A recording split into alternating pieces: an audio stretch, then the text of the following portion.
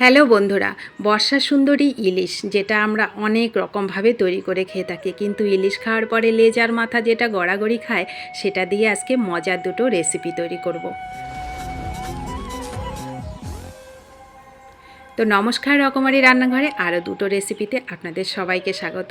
খুব মজার খেতে লাগে, তো চলুন সেটা তৈরি করতে আমার লাগবে প্রথমে হচ্ছে পুঁই শাক। দেখুন আমি পুঁই শাক আর আলু কেটে ধুয়ে একেবারে পরিষ্কার করে রেডি করে নিয়েছি। এখানে আমি আলু দিয়েছি, আপনারা কিন্তু এই পুঁই শাকের সাথে আলুর সাথে অন্যান্য সবজিও কিন্তু অ্যাড করতে পারেন।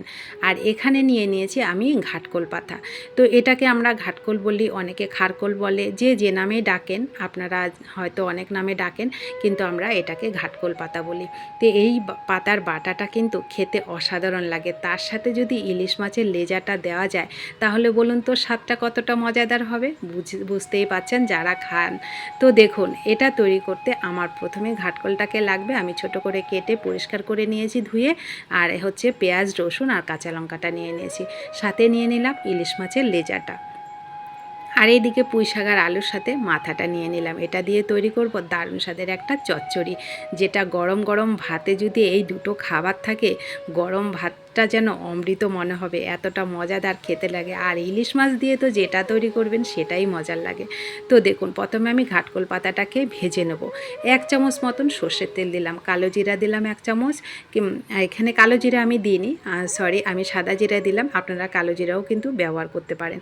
তো পেঁয়াজ, রসুন, কাঁচা লঙ্কা দিলাম, দিয়ে আমি এখানে ইলিশ মাছের লেজটা দিলাম, তারপরে এই যে ঘাটকোল পাতাগুলো দিলাম, পরিমাণ মতো লবণ, হলুদটা দিয়ে গ্যাসের ফ্লেমটাকে মিডিয়াম টু লোতে করে রেখে একটু ঢেকে আমি এগুলোকে খুব সুন্দর করে ভেজে নেব। একটু ঢেকে ভাজলে কি হয়, সেদ্ধটাও খুব সুন্দর হয়ে যায়।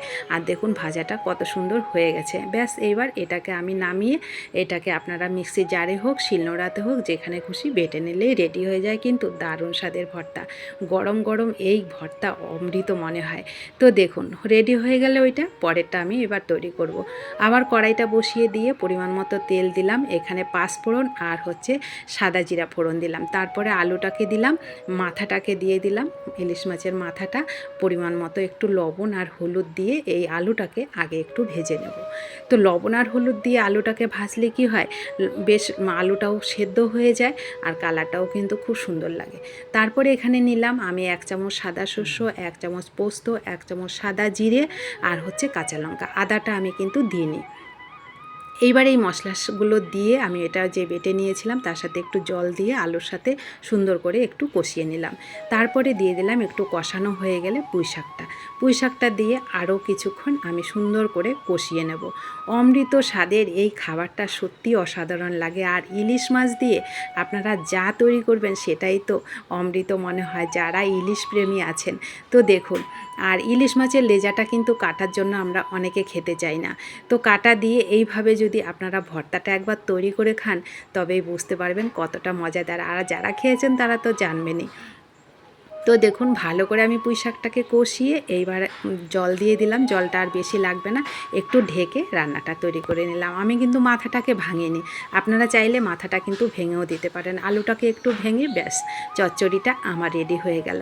তো এইবার পরিবেশন করার পালা। দেখুন ভর্তাটাও রেডি আর এদিকে চচ্চড়িটাও রেডি। আর ইলিশ মাছের মাথাটা ভেঙে দিলে কাটা হয়ে যায় পুরো তরকারিটা, যার জন্য আমি ইলিশ মাছের মাথাটাকে ভাঙিনি, গোটাই রেখেছি, কিন্তু স্বাদের কোনো ঘাটতি নেই কিন্তু। তো এই ছোট্ট দুটো সহজ রেসিপি আপনাদের কাছে কেমন লাগলো কমেন্ট করতে কিন্তু ভুলবেন না। ভালো লাগলে বাড়িতে অবশ্যই তৈরি করে খাবেন। আর আমার পেজে যদি কোনো নতুন বন্ধু থাকেন তাদেরকে আমি স্বাগত জানাই এবং সাবস্ক্রাইব করে আমার পাশে থাকার জন্য অনুরোধ জানাই। আর আমার পাশে যারা সব সময় আছেন তাদেরকে আমি অসংখ্য অসংখ্য ধন্যবাদ ও ভালোবাসা জানাই। তো দেখা হবে নতুন কোনো রেসিপিতে, ততক্ষণ সবাই ভালো থাকবেন, সুস্থ থাকবেন, ভালো লাগলে শেয়ার করবেন।